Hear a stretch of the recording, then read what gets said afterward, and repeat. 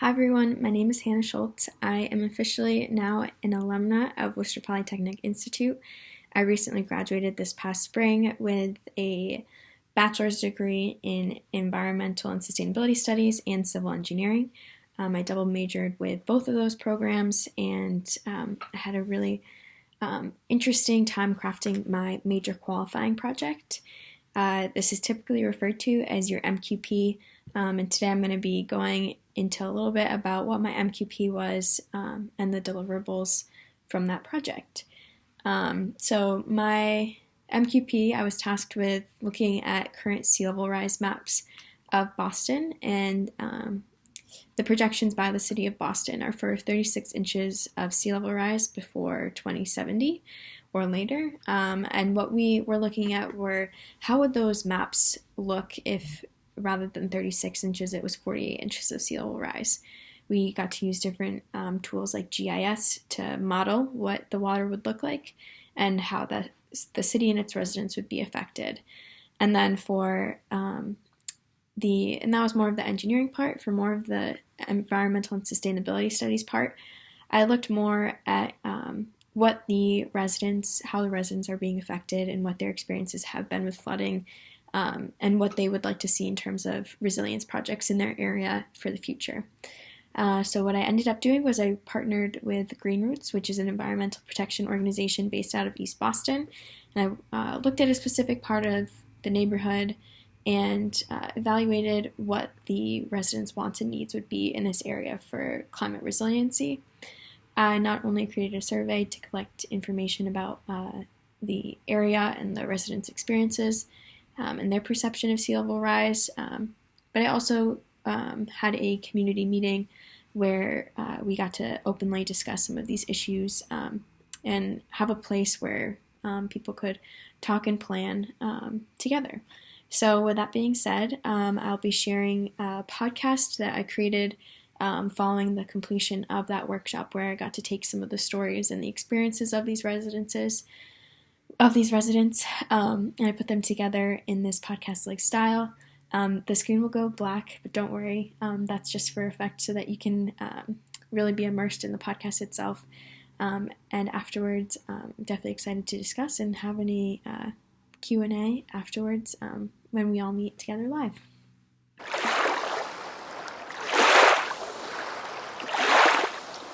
In the 1900s, Boston and much of its salty marsh was infilled by the excavation of its hills. Salty marsh and mudflats were covered and capped by its residents. Today, Boston, specifically East Boston, one of the lowest lying parts of the city, is threatened more and more each year with increasing flood risks due to sea level rise.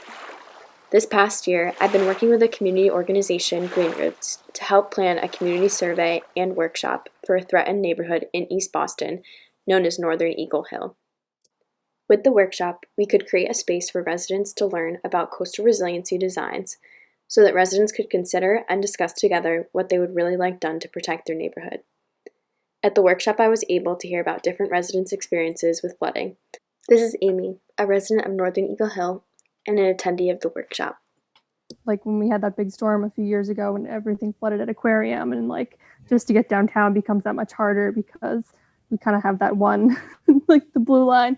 The flooding right here is important, but also flooding elsewhere when it's like at those few connectivity points that we have access to. Other residents, like Leo, mentioned the frustration he had with the nearby combined sewer overflow, also known as a CSO, and the efforts by the city to keep it from overflowing.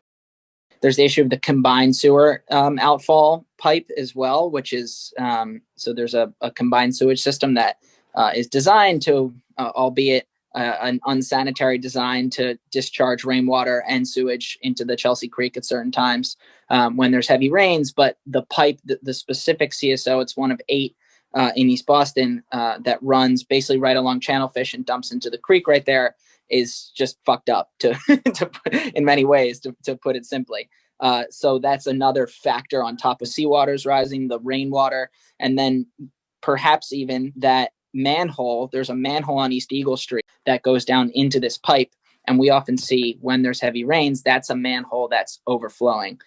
Basically, what we're getting at is that there's a pipe that unloads sewage that has the tendency to overflow and perhaps even pollute the square in that capacity, in that it's sending a mix of rainwater, seawater, and sewage water into the square during heavy rain. They do have crews that come out periodically to check up on the CSO. They were last out there in November, and they actually they cleaned it up. They did their little thing and took some garbage out of the channel. And then they opened that manhole, and one of the BWSC guys said, well, it was an A for effort, basically to say like that cleaning and all these cleanings have done nothing to alleviate the blockage there, right? Projections are showing upwards of 36 to 48 inches of sea level rise by 2070. But flooding isn't an issue we'll be seeing in the next few years. It's already here in East Boston. This is John Walkie speaking. He's the Waterfront Initiative Coordinator for Green Roots, and I worked pretty closely with him on my project. This is him talking about some of the experiences he's had with flooding in East Boston. The most recent flooding, what was pretty dramatic, was a sudden, like June or July downburst. It just poured rain like crazy. And I drove through right after it, and there were cars that were totally flooded out down by Condor Street. But in Eagle Square, it was totally like up to the wheel wells of the cars. And that was just rainwater. But one of the things is that the rainwater goes out into the storm water system. And what ends up happening is if it's at high tide, the stormwater outfall pipes are full of seawater. So the water can't go anywhere. So the two things are sort of related. In 2018, when we had the big winter storms around the corner from Eagle Square on between the American Legion Field and the Condor Street Urban Wild, the Condor Street had like about mid shin high or so. We were in snow. So that water was not rain. It was, because if it had come from the sky, it would have been snow. It was seawater that was in the street. The two things sort of converge in that area. What's really undeniable about the flooding in East Boston is that the city needs to act, and it needs to act now. In 2016, the city released an initiative under Mayor Marty Walsh called Climate Ready Boston. This large report laid out different plans and projects to protect the city. With the Climate Ready Boston process, there's been a lot of they put a lot of thought into these things, the city does, and they sort of come to the community with like different ideas, and they throw them out to people and say, vote for the one you like. And frequently you're sort of taken aback. You're like, oh, these are the options, like what? And you sort of limit yourself to these three options or whatever, and put your little sticky thing to vote for whatever you want. Currently, Northern Eagle Hill is situated along a shoreline with an elevated park. Adjacent to this park is a privately owned strip of land undergoing significant levels of erosion. I got a chance to visit last November. Construction materials, abandoned furniture, broken glass, and large amounts of trash line the stretch of Condor Street. When asked how they would like Condor Street improved, Amy brought up the walkability of the coastline. We'll go down to the urban wild. You always wish that you could keep going, but it's just tough. And just to have, it's like the bare minimum, but just to have like a safe way to walk all the way along the shoreline there, starting there would be really great, because you just can't, you just really can't access most of it right now. Walkable open space in East Boston is not easy to come by. This is John trying to describe his walk to get to a nearby park. And a lot of your walking space typically around East Boston, if you don't, in order to get down to the Greenway, you're from Eagle Hill, you're walking down Brook Street or Putnam, and you're trying to get across Bennington and Chelsea Street. And, it's a lot of car dodge. It's like playing Frogger. You're just sort of avoiding cars, and having something that's a bit more natural it's a nice, once you get to the Greenway, it's very nice. If where you want to go is not necessarily at either end of the Greenway, you're kind of screwed, because you're going to have to walk through the traffic to get to it. There's also a huge fear of more private development in the area. Even during the site visit, there were 2 high-rise apartment buildings going up along Condor Street. Mind you, this was right along the coast and new development of luxury housing in a primarily low-income neighborhood. What I know, at least of the city processes, they tend to shift a lot of that burden at times into the private realm, right? It's like, oh, well, we'll develop there, and then they'll figure out access to the waterway. And then, of course, for the developers, it's a nice, you scratch my back, I'll scratch yours. Like, great, look, we're providing access to the waterfront. For me, the key, and I don't have necessarily an answer to this, but something I think hopefully this process can help us achieve, is that we can realize that vision without having it tied to any type of private development along the waterfront. Projects that create walkable space that add to existing neighborhoods are certainly valued over great infrastructure like seawalls and elevated roadways. One highly preferred method is the use of elevated waterfront parks, also known as living shorelines. A living shoreline is a protected and stabilized shoreline that is made of natural materials such as plants, sand, or rock. When not flooded, it can be used by its residents as a passive park. This is Laura, a master's student from Northeastern, describing what she would like to see as a coastal resiliency project in this area. I would definitely agree with the need for like a lot more of these, walkable green spaces that are not just catering to the new developments, but really kind of like reinforcing the existing communities and the existing neighborhoods.